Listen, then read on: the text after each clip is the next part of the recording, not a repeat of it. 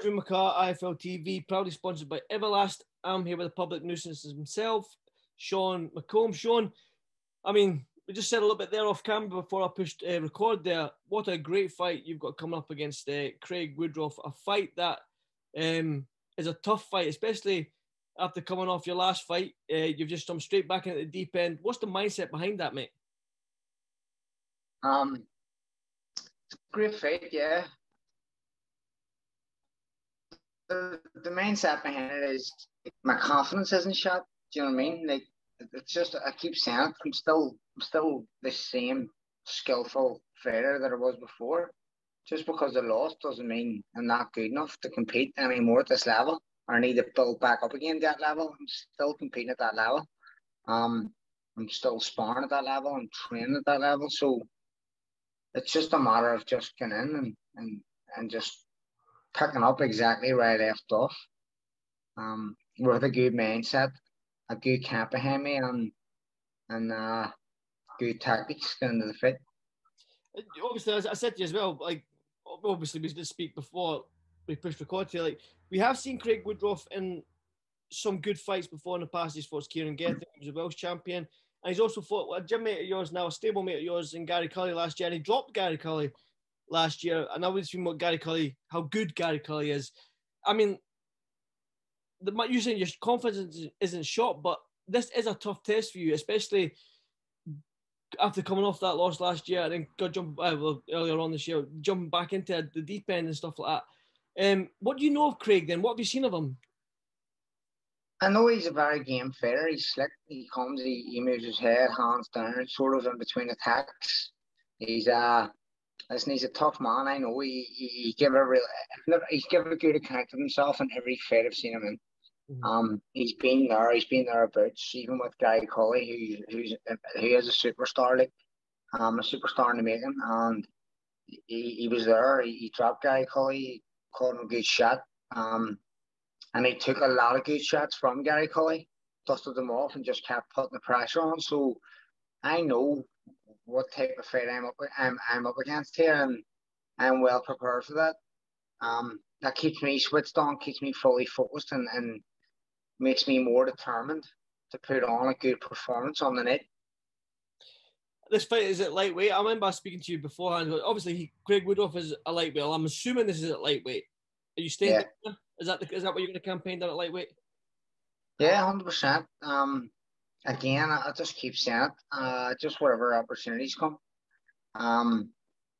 Like whatever best opportunities come, whether the biggest fights come. I was on the phone to Jamie Conlon yesterday, and like going forward now, after this Woodruff fight, I just want to fight big names. Honestly, I just want to fight big names. Like it's fucking. I don't care the risk. I don't care at what level. If they're a big name, I want it. I want the big fights. That being said, then would you revisit the rematch with GWYNNE if that came about? 100%, 110%, no problem at all. Like, wouldn't even think twice about it. I would do it now before Woodruff. I would have it now right away, first fight back. I would like. Well, obviously, like I said to you there, Woodruff is a tough test. Obviously, it's another tough Welshman to face against now. He's fighting you at the Failer, basically your back garden, man. You walked 2 years ago. You literally walked from your house to your ring walk was from the front door to the ring almost, sort of stuff. But there's no way on this planet that Sean McComb is losing on August 6th, is he? Especially no, definitely not. I know, like, take that all away from it. And the camp that I've had has just been drilling exactly what I'm good at, what I was good at in the amateurs, what I've been good at my whole career, and just getting right back to where I belong. And that's shown in my sparring. It's shown everywhere over the gym, and I'm in really good condition, really good shape, and just feel like I've got the full package back again. Mm-hmm. And I sort of just drifted away towards the end of my last camp. I think it might have been just to do with the delay of 3 fights and periodization and sparring with COVID and stuff. It was just a fucking disaster. But now I'm glad that I'm able to put that behind me, and I'm just able to just catapult forward and look forward to another good, exciting domestic fight. How's the confidence? You said your confidence isn't shot, so like, immediately after that Gavin Gwynne fight, did you still feel that the confidence was still there, or did you feel deflated after that fight? No, the confidence was still there because, like, against Gavin Gwynne, I didn't get beat up. Mm. You know what I mean? I didn't take punishment. I took a couple of slaps around the side of the head, a couple of these stupid, silly slaps. But I mean, like, I didn't get beat up. I just I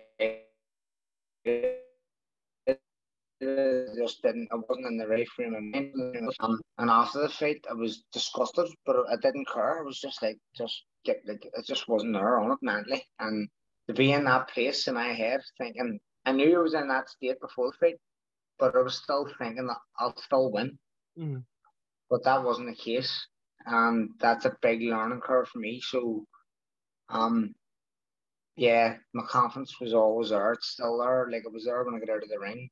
There was moments in the fight where I was fantastic, and the skill was unbelievable, and the shot selection was unbelievable. Then there was rounds where it was just completely gone and just walking in toe to toe, terrible. Let's have it. That was my attitude. Like, I don't care. Let's just fight. That's I said that to you, Sean. Like, the fact that you've jumped into another tough domestic fight, man, that's testament to your confidence, your boxing ability, your mindset. I mean, I always say this to you, you've got that I don't give a fuck attitude, which is good, because a lot of fighters that maybe have lose a fight might go down in the dumps and that might take a build-up fight, but you just went straight in, head first, like, give me the fight, and then you're wanting bigger and better fights after this. Do you know what I mean? So this could be a big year for you. And like I said to you, you had Jamie Conlon, Carl Frampton, these guys saying that you're going to be a world champion, stuff like that. So that train hasn't left the tracks. That train is still going forward towards your goals, isn't it? Oh, 100%. 100% still in the same direction, still going the same way, still have the same goals that I want to achieve. And still have full belief that I will achieve them goals. And I'm just looking forward to just getting back on my ways and just putting on a good performance. Because, like, I keep saying it, people, like, the skill's still there. People still like to watch me boxing. People still like to watch me put on a show. And if I fight how I went 12 rounds, I probably would have got fight of the year against Gavin Gwynne. If I hadn't, it would have been fight of the year contender, because it was a really, really good fight. But only because I made it a good fight. It was me who was entertaining, me who walked in and stood toe to toe with someone I could have easily outboxed and moved my feet and danced about and enjoyed it. But I wasn't in that right frame of mind to do so. But listen, that's the whole side of boxing, and that's the experience that I'll take forward in my career, that I'm taking along.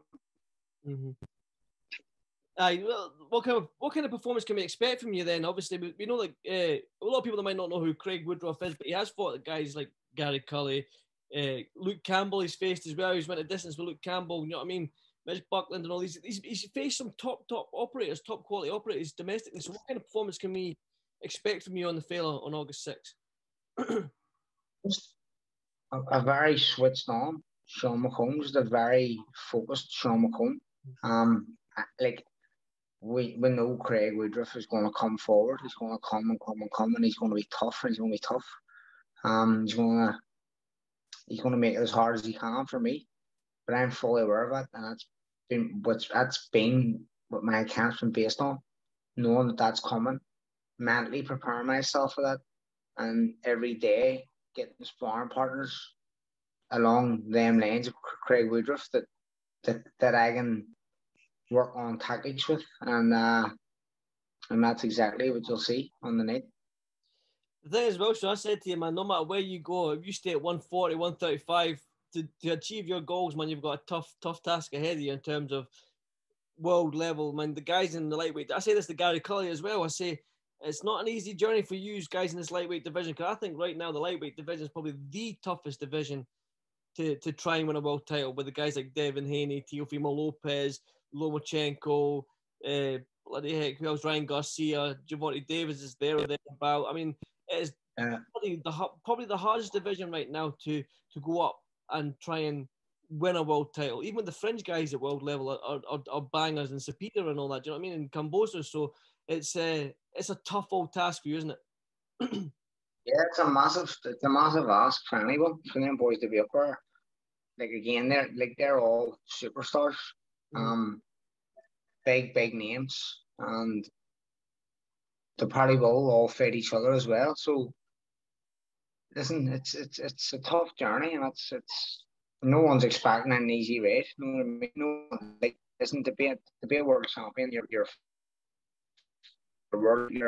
an absolute superstar for anyone to be a world champion on its own. But to be up at that level, competing against anyone within the top 10, even if with not even them top 4 or 5 guys, like if you're in the top 10 and amongst that, then you're good enough and you deserve to be there. But there isn't a title on the line for this Woodruff fight, is it? There's no like minor title. No title, no. I'm not fussed on that either. I'm just like I say, I just want to get back in the mix, and then once I get back to good winning ways, then I can just start fucking just having all the top names. Anyone wants it. That's obviously you and Gary Cully share the same stable now and stuff like that. There was talk about you two fighting in the near future and stuff like that. But I'd imagine now that you both are under Pete Taylor that we might not see that all Irish class we used to. Say again, sorry? Someone was ringing me earlier. Just didn't hear. Or someone was ringing me. There was chat that you and Gary Cully probably will face each other in the future and stuff like that. But obviously now that you're both with Pete Taylor, I'd imagine that we won't get to see that all Irish class between you two. Probably not, no. It's not. Listen, we were amateurs. We were on the Irish team together. We never fought as amateurs. We never fought as pros. We're probably more likely not going to fight as pros. But we can spar each other, help each other out, and I mean, like if it ever came down to it, where it was like he was world champion and I was world champion, both at the same weight, and we came down in agreement of like, let's fight. No hard feelings. Let's just do it. Fair enough. That's a massive if, but I mean that would probably be the only way. Pete texted me after the fight, seeing how I was going a couple of weeks later. He just texted me, checking in with me, seeing how I was, and he says, "Look, feel free to come down. There's no conflict of interest between yourself and Gary. There's no reason why you both can't be world champions and achieve your goals that way." There's loads of options. There's loads of roads to be a world champion, and you can both take your own. Like, why can Ireland not have 2 world champions at the same weight at the same time? America has it. America has fucking 4 at the same weight. Exactly. You know what I mean? So, and that's a fair point. I thought that was a really good point. And media can hype it up and hang it up. But America have 4, but for the same stable to have 2 would be massive. Definitely. At the same weight would be unbelievable. I know. Like I said, you mentioned the sparring them. I wouldn't mind being coming to the gym one day to watch those sparring sessions. Even big time McKenna, man, getting in amongst it. So, I mean, there's top sparring like there will be in the future. There'll be some serious spars going on in the future between us all. Like. Yeah, definitely. Well, hopefully, like I'm hoping to be at the fail. I don't know what's happening yet, but fingers crossed I get to come over to Belfast, man. Because 2 years ago, mate, what an unbelievable experience that was with that crowd in the Falls Park and stuff like that. And I know how buzzing you were having half of West Belfast walking you down. Same again this year. Yeah, I might film it, mate. I might come to your front door, chap your door, and just get it done. That's good. I'll film you down walking down to the ring, mate. But listen, hope training camp goes well, mate. It's a tough fight for you, man. But I'm definitely looking forward to watching, man. And man, my hats off to you for taking a tough fight straight after the fight against GWYNNE, man. Just testament to the type of mentality you've got, mate. So kudos to you, brother. So, like I say, stay safe, and I'll hopefully see you in Belfast in a couple of weeks. Happy days. So get you a pint of a day, lad. Oh, yeah, mate. I'm holding you to that, mate. I'm holding you to that. Yes. Happy days. Speak to you soon, Sean. Yeah.